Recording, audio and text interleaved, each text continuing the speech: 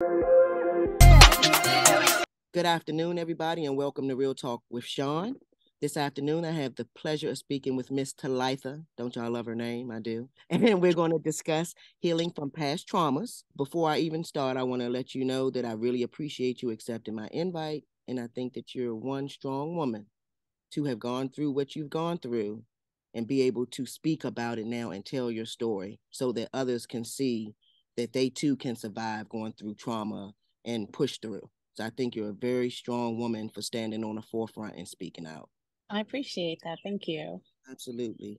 My first question to you is, do you feel that your parents catered to your needs growing up as a child with love, affection, attention, paying attention, and giving you the love that you needed as a child?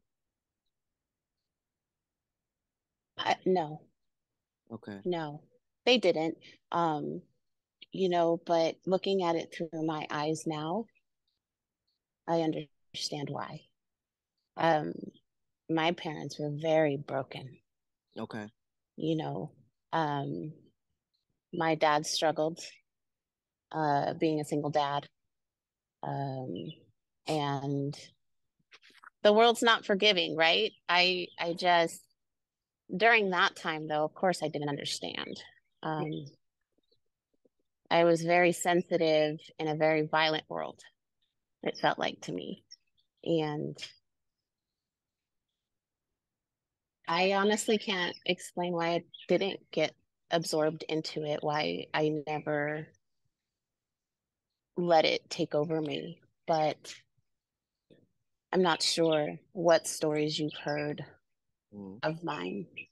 Mm-hmm. But, I did speak of molestation being my first sexual experience, and it was with a female.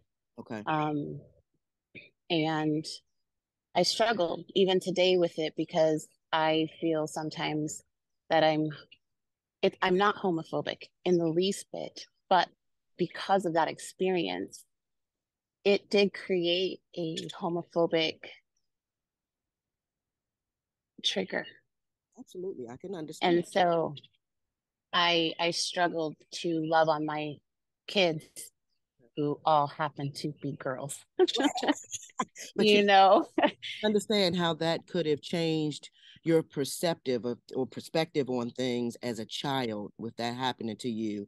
I can assume as a child, and then of course maybe not healing from that, it can fester into something else as we grow older, because now we're interpreting it with our children. You're pushing it on your kids and not being able to give them affection because a woman took something from you. So I can actually understand how you could have related your kids to your abuser. And I do want to say that I'm sorry that happened to you. Of course, you already know that no child deserves that. Um, I want to go back a little bit. You said your dad was a single dad. What happened to your mother? Did she pass away, or was she just not there? she wasn't there. Um, my mom and dad met in Job Corps. So I definitely was not a one night stand baby. I do have a brother. So they stayed together for a little bit, but they're just two different people. My dad is a very strong Black man, Mhm. and my mom is a peace, love, and happiness woman, and so their life paths just went different. They stayed friends, they're still friends. Um, I just don't have a really good relationship with either one of them, but I have no anger, I have no resentments. I just recognize that they did the best they could. Okay. All right. And so So why do you? I just had to give them.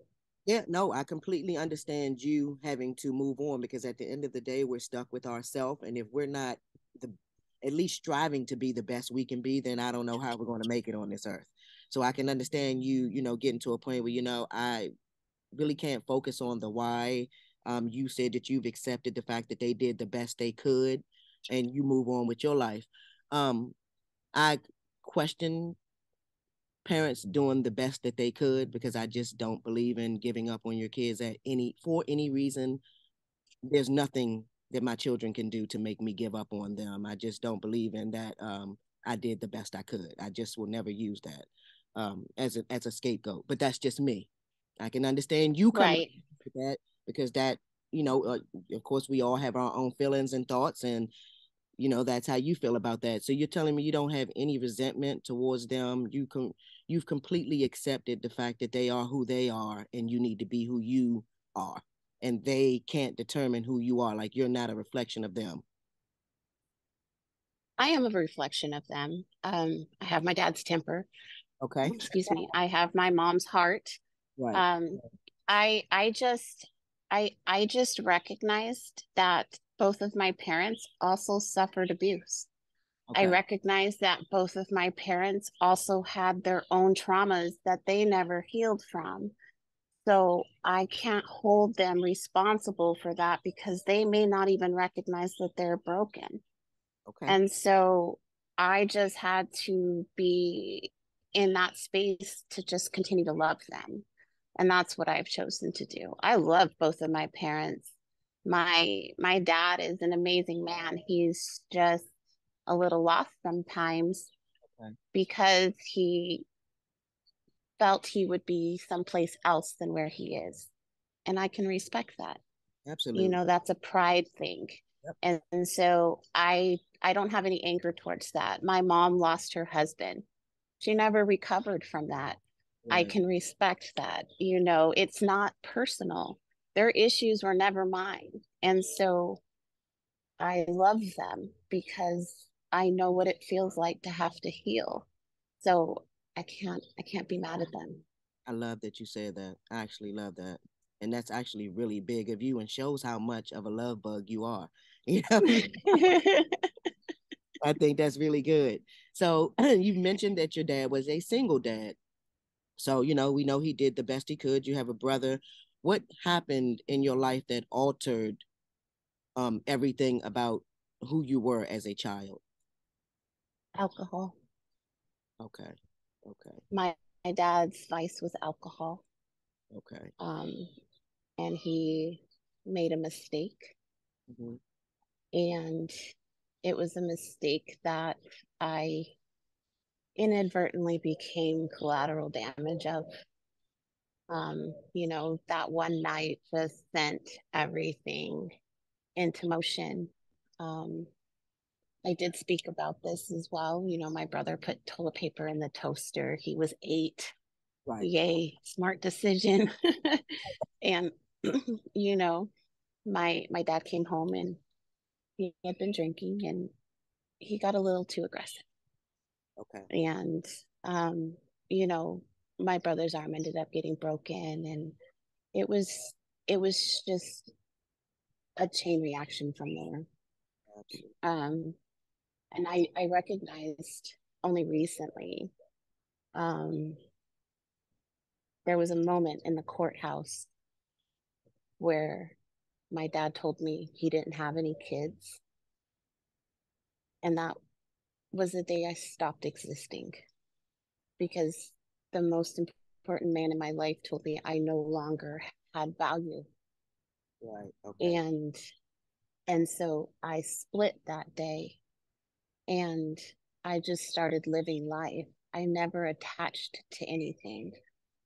I loved, I, I had relationships, but I never connected to anything until I was 15 when I met the first man that wasn't my dad that I fell in love with. Right.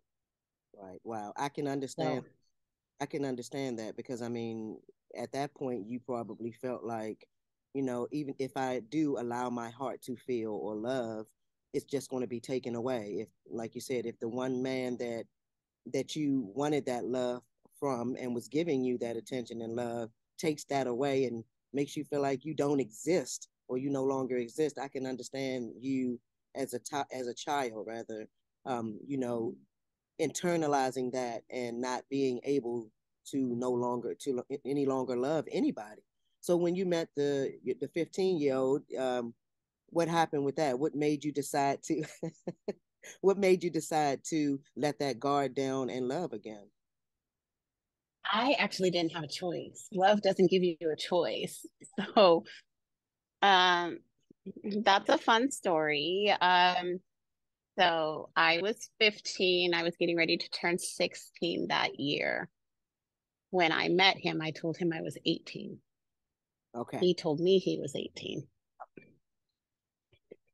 I was 15. He was 21.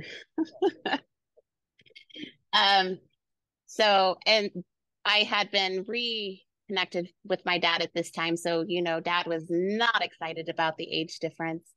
But I actually, um, I can tell you what he was wearing that day. It was just the day we actually met. When I met him, he was working at KFC and we met through the drive-through. I was the customer and his friend was like, "Hey, my boy wants to holler at your girl," to my cousin, the yada yada. And then she texted him. I didn't message him, she did. And Wow. he called me and we were on the phone for 6 hours. And then we met on the 17th. We met on Martin Luther King Day in 1994. And he walked over to the gas station to put gas in my cousin's car. And we talked and everything. And when I hugged him goodbye, I felt my soul connect to him. Oh, wow. I know how that sounds, I know but what I get it. it was the most magnetic hug I've ever had in my life. And I carried him for 30 years. We're still friends today. That's Um, he allowed me some closure, and I recognized that it was me holding on to him. He never promised anything to me. And in my attempt to get closure, I was able to forgive myself I love it. because I held on to him with the expectation that we were going to have our happily ever after. Right, right. I love But that wasn't fair to him. And it really wasn't fair to me. So absolutely. it took a lot of work to break away from him. But he's an amazing man. I still love him. I still tell him I love him. He tells me he loves me. Love is magic. And I've witnessed it. So I think that's why my everything I went through was worth it. I love that. I love that. And talk about self healing. That's a lot of self healing to recognize, that no one else is responsible as an adult, rather, for our feelings. Like the fact that you realize that this is not something I concocted this myself. This is not something that he promised.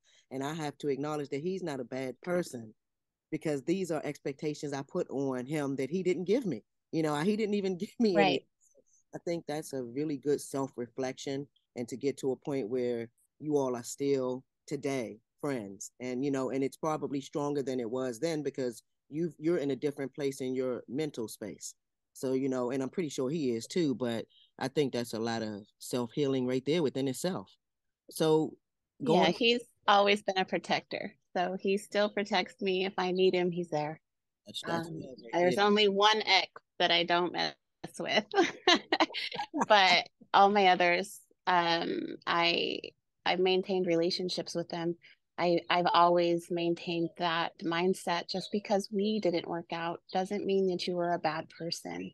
I, Um, and I've worked really hard. We can have our volatile breakup. We can go through the motions and whatever, but give us a little bit of time. I'm gonna come back and I'm gonna be your friend because you're not a bad person. We just didn't work out. I love that. I absolutely love that. And I think that's very important. I mean, a relationship is a relationship, and an intimate relationship between two people just may not be meant to be, but that does not mean that that person is a bad person. As long as a person is honest, then after you get over the hurt, respect will kick in. And you can, realize, like you realize, that's not their fault that they're not interested in me in this way. But as long Mm-hmm. as we can respect one another, we are adults and we can still be friends. We can be cool. There's nothing wrong with that. I wish more people would Absolutely. do that. Especially when you have a good person, they're a good person. We're not intimate. We're no longer intimate, but we still have that friendship or relationship. So going back Right. to what you were saying as far as when your dad had that moment and the courts got involved, where were you sent? Did you go into foster care, or what happened with you and your brother that day or after that day happened? We went to live with a relative. So we stayed with them for about a year. Um, and then my mom came back into the picture. And then we went to live with my mom. Okay, okay. So during that year with Yeah, that's not a win, but when I asked that, was that a happy time? You're not a happy time because you were taken from your dad. So I don't even, that's a crazy question. Did they make you feel safe? no, it's a valid question. No, no, it didn't. It sent me into a whole new situation. This is when my chest started to develop. I've got a very adult build. Um, and I was almost kidnapped twice. And my stepdad was found standing over me, and I was completely naked. He had given me alcohol the night before, so I don't remember any of it. Um, no, no, no, no. Wow. I I I dealt with some form of abuse for 34 years. I'm just now And in you're, a place where it's it's okay to talk about. I love it. That's when you know you're healing to me. Not that you have to, because we all know that you don't owe the world anything, but the fact that you choosing to talk about it. And I feel like you talking about it definitely is helping others, that are like, wow, that happened to me, but they're living in silence. And they too don't have to come to the world, but just to know that there are others that went through this and it's okay to heal. It's okay to start to try and heal, or it's okay to have bad days. Nobody's perfect. And, you don't have to hide, basically. You're worth loving. Loving self-love, I Right, believe, is very important. And when we're traumatized as kids, I mean, that goes out the door. So right. how old were you when that happened with your stepdad?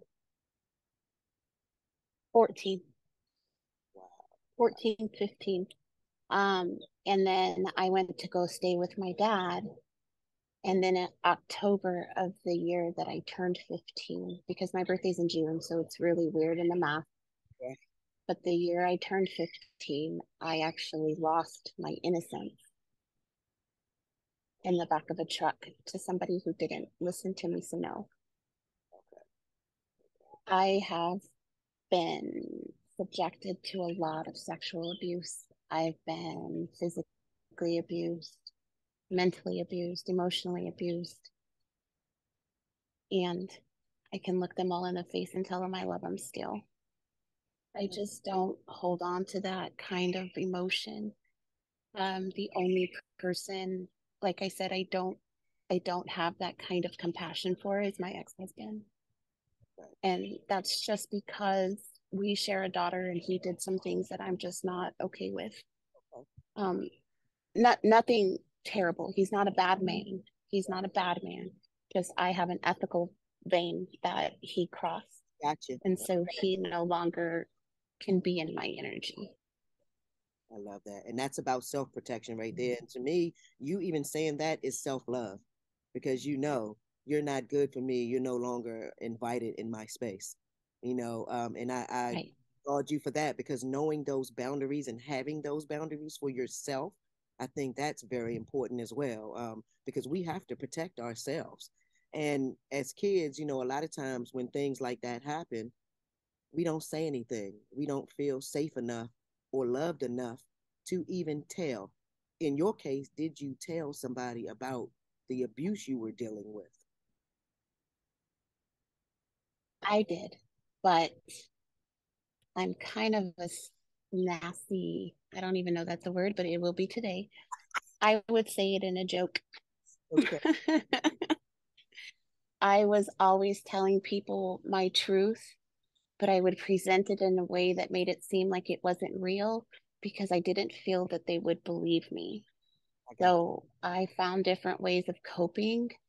Um, I I too went to alcohol for a while. I was really lucky though. I I I have done crack, I've done hard drugs, but I never got addicted to them.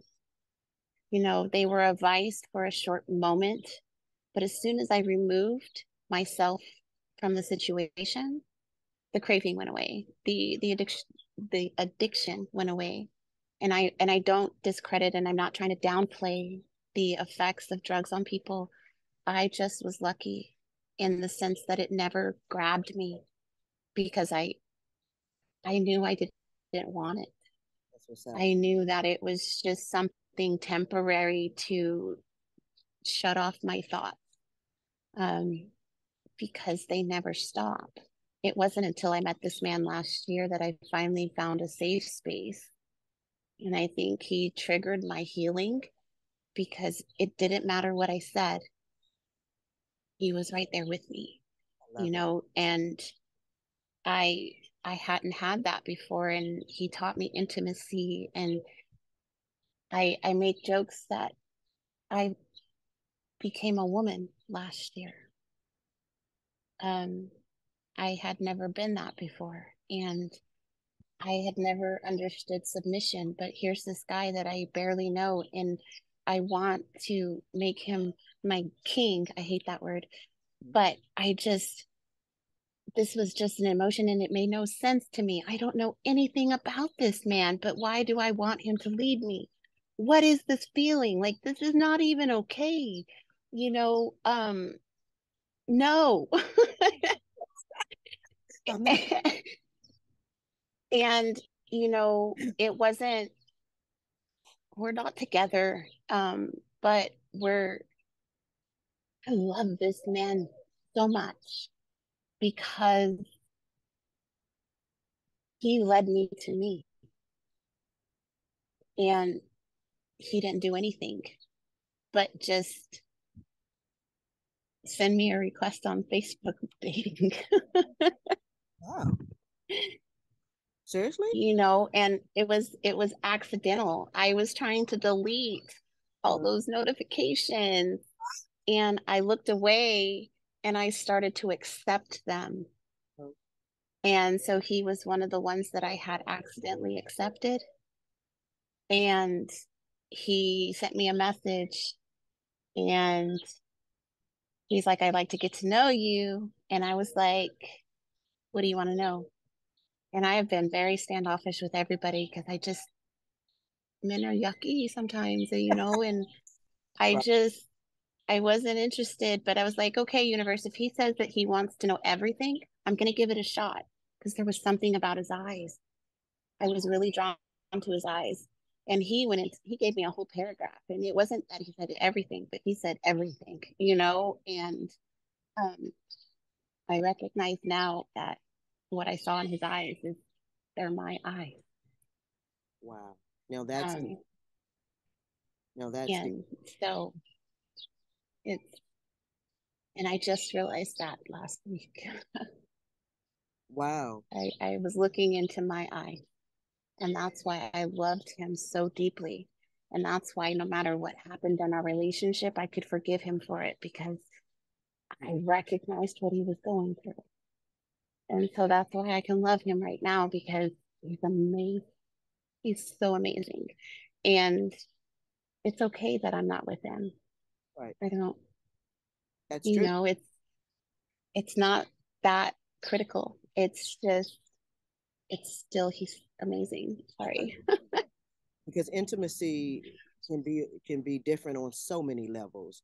It's not always physical, and like you said, you saw yourself through his eyes. I feel like that's deeper than the physical touch. That's very deep. Now, going back to when you said, as far as when you would tell, adults, or open up about some of the things that you had experienced physically, mentally, um when you would tell, so you disassociated, you would tell the story as if it was a story not happening to you. Am I correct? Yeah. Okay. So, Noah, do you feel like the adults in your life, not just your mother and father, any adults that played a part in your life, miss signs? Because I believe that kids always give a sign that something's going on that needs to be addressed when there are issues going on. Do you believe nobody paid attention enough to you? I think I'm really good at what I do. I am a really great actress when I need to be. I mean, I'm always honest. I've always been honest, but I I could easily deflect because we're all emotional creatures. I'm always surrounded by people who had some kind of conflict. So I'm a love bug, as you stated. So if I'm paying attention to them and I'm loving on them, I can process me later. There's not enough room in here right now for me to have any kind of other emotion than the love I need to give this person. And I've recognized that a lot of the friends, the close friends I've had since I was young, the ones that truly connected to me, it was because they needed my love. Right. Um, I'm not special in any regard. I just, I recognize that we as humans are going to make so many mistakes, and we need one person, just one, to say, it's okay. I Exactly. love you. I could listen. And You're right. I still am going to be here, You're right. and I think that's important. And, you know, I know I ramble, but there's one thing I really want to say. Sure. The main reason I am sharing my story, the main reason I'm trying to ensure that I say I love you all the time is I want one day for a kid or somebody to wake up and be scrolling TikTok or Instagram and they happen to land on my video and it says, I see you, I believe in you, and I love you. And they don't hurt them. There you go. I I'm with you, and I you're I here. want to save one person. So anything I post, if I get one like, I have done my calling for the day and I can go to bed successful. I'm not here for money. I'm not here for likes. I am here because I recognize what I went through was very traumatic and people don't know it's okay to talk about it. It's okay to be happy. You're not living a lie by being happy while processing trauma. You can be and you don't have to be either or. You don't have to be healed or broken. You can be broken while healing. And I think that's really important. I 100% agree with everything you just said, and it's so true and so needed in the world we live in. For like you said, if just one person hears it, you matter, you're loved, I love you. That can we don't know what that could do for someone. That could set them on a path to self-healing and starting to love themselves. So I completely agree with you, and which made me invite you because I support that. I look at your videos and I love what you have to say every day. You come on and say, I love you. And your tone, all of it is very calming and inviting. And so, I'm glad that you've gotten to a place of self-love within your own self and setting boundaries for yourself and acknowledging your past traumas, and still being happy in the love bug that you are. Which is, by the way, I made that your name, so I always remember me by the person that called you the love bug. So The love bug. I receive it and I accept all of it. I love it. good. So what made you decide to get online and start to share your life and who you are with the world? Like, what was that moment that made you say, you know what, this is what the world needs? And what is it? The deconstructed goddess. I love that. What made you want to become her? She was always you, but what made you decide to let her out? He broke my heart. I, you know, yes, the man that I met is amazing and I love him, Okay. but he put me through the ringer. Like he is the true Rocky of emotional stress, but it's the most beautiful experience I ever went through. And I recognize that um I was being called to speak, but I've always been hesitant. Like nobody wants to talk to me. I'm just I'm just this kid, well, I'm gonna stay a kid. Me too. We don't need to, yeah. Me too. I'm with you on that. Okay. I'm with you on that. Always. I tell everybody that. Don't expect me to ever grow up.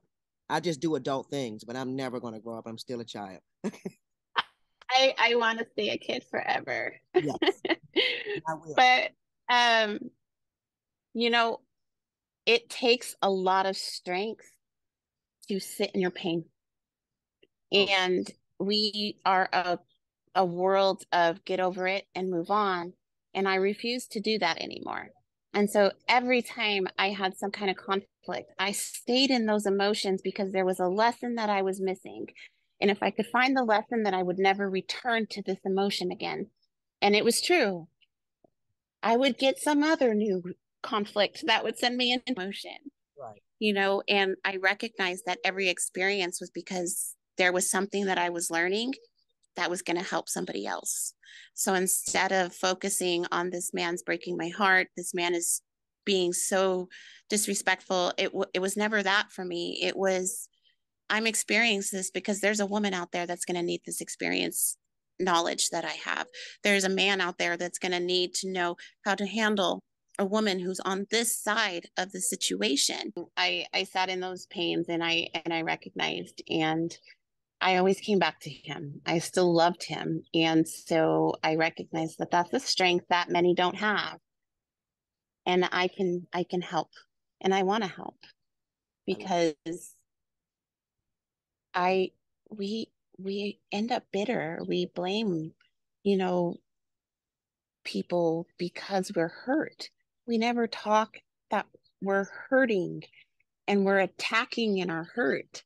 And I never understood that because, yeah, I understand in the anger, we're allowed our moments. We're right. allowed to say whatever we need to in the moment, but then we have to start to process afterwards. And why are you bad mouthing this person when you just loved them last week?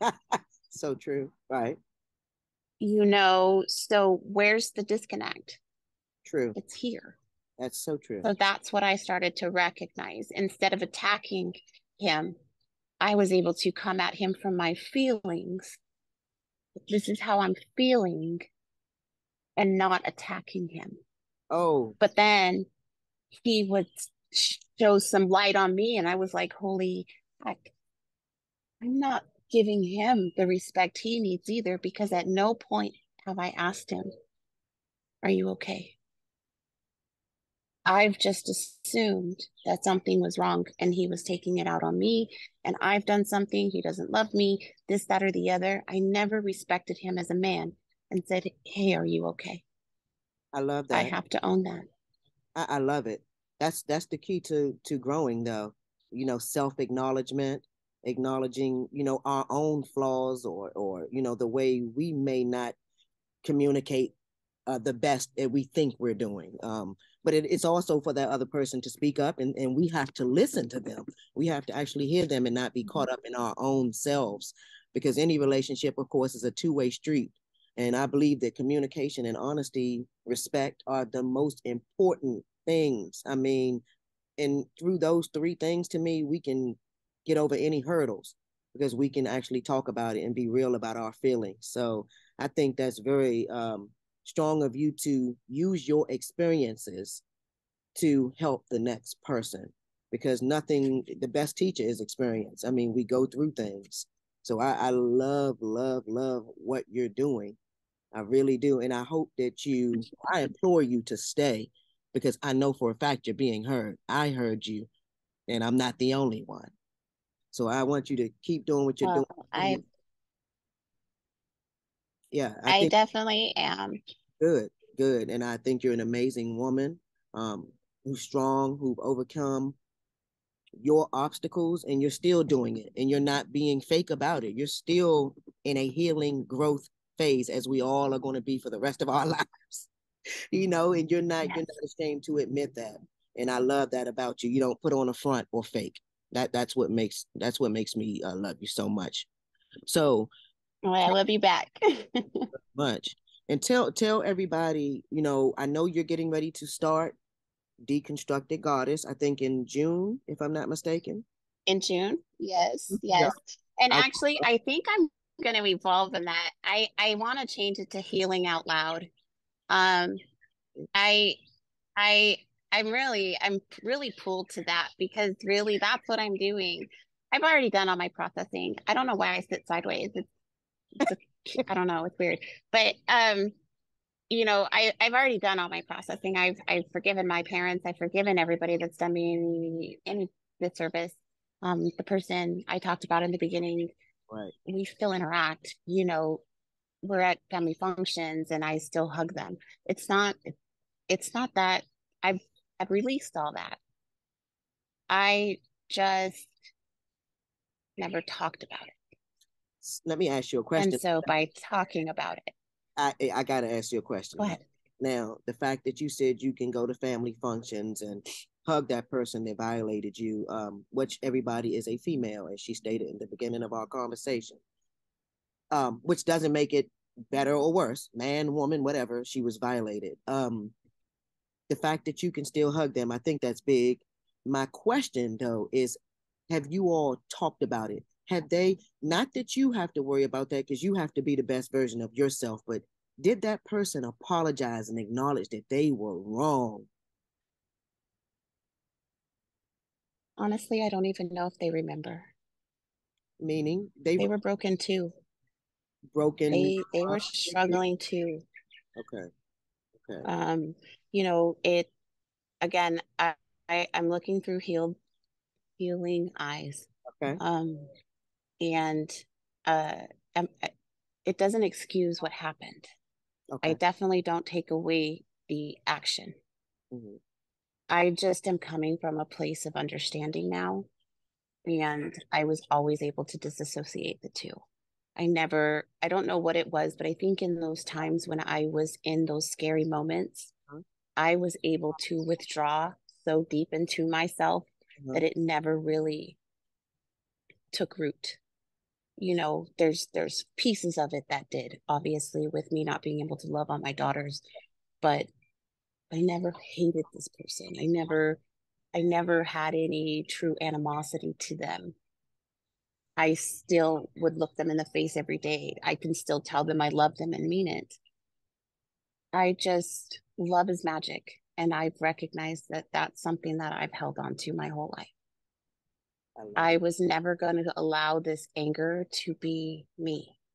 Right. So I've protected myself with love, which is funny because people think I don't love myself because of my insecurities, but I have proof nobody's loved me the way that I've loved me.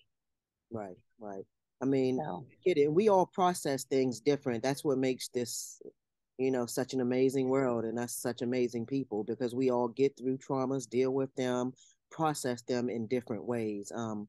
What you said is amazing to me. The fact that you didn't let that get to the part of you that stopped loving. You know that it was wrong, the act of it, but you look at it from a perspective as that person was broken, um, and you know that it wasn't your fault. Of course, I'm assuming you know that that person was broken, and the issue is theirs. And right. you okay, I got what you're saying. Now, do you feel like with you going through all that you've gone through, do you feel like that I guess I mean, you made it out the other end, still loving. So I guess you can, because I was going to say, do you feel like you did yourself a injustice almost by processing it, by not making them be accountable? Even like you said, they were broken, but to make them be accountable for their actions. Like, I don't know if I would say that they don't remember. That's something that you remember violating me. But to be fair, for all those who believe judgment is not for me to have, I don't need them to hold accountability to me. Okay. Hey, You know, I can only handle myself woo, that's and I can handle my emotions and whatever they need to process. I want them to be able to process that and be just as happy as I'm looking to be. oh my. So I can only handle myself, and that's where I focused. Now talk about deep, y'all. I love that. because it is very, very true, because we can only control what we can control. And if we try to live outside of that, then you do more damage to yourself, because we cannot control anyone else. So I completely understand where you're coming from that angle. And it makes sense. I completely get it. That's deep. That's deep. And now I see how you're able to, okay. I love that. I wasn't thinking at it from that perspective, but yeah, I get it. I love that. I love it. I love it. So now we're going to go with, you're thinking about changing the name from Deconstructed Goddess to Speak, what is it? Healing Out Loud. Healing Out Loud. Healing Out Loud. So tell everybody, whether, we don't know yet, y'all, she's thinking about Healing Out Loud. I like both names, actually. So we're going to see which one she comes up with. Healing Out Loud with Deconstructed Goddess. You got it. There you go. Look at teamwork. This is all networking. It's all networking. Damn right. I'm right here. I'm going to subscribe. I'm there for you. And y'all, I want y'all. Awesome. I want follow her. We all need love. We say we don't, but we do. We all need love, and she's spreading it one person at a time. She's trying to get to you. She already got to me. Just follow her, support her. Tell everybody where they can follow you, all of your social media information, and mention again when you plan on starting or Healing Out Loud with Deconstructed Goddess. So that's tentatively set for June 13th. Okay. Is when I'm gonna get all that together. I actually have a friend working on a song right now, so I'm waiting on that. And then I am on TikTok under Deconstructed Goddess, and that's where my softer side is. I'm also on Instagram under Goddess to a Demon, and that's where I get a little bit more truthful, I guess you can say, because we do need tough love as well as somebody to say we are the blame. Everybody's holding everybody else accountable. We all are responsible. So I just want to have those conversations. I am here for it. I know a lot of you all are, because we can sugarcoat things all we want, but that's not real. We want to live in reality. No, we want to be here and awakened, and so I love it. I love her message. She's positive, no matter which way it is, whether it's tough love or her being on the softer side. It's real, and it's positive if you really receive the message behind it. So follow her, y'all. And always genuine. Always genuine. Go. There's no motive. There's nothing I can gain other than just loving you. That's my compensation. That's my monetary value. And I love it. And you stated that earlier, so she's real because she's mentioned that again. Like, that is, it's true. That's how authentic she is. So it's all about just spreading love around this world and letting people know that you do matter. So I love what you're doing. I want to thank you so much for joining me. I want you to know that you were my absolute first interview, for real, for real. I've sat with my sorority sister, but you're my first interview since I made the decision to really step out and tell my story. So I appreciate you. And you came to me, which is even better, because I believe in organically. I don't want to go solicit people to talk. Exactly. I really just want an organic community built.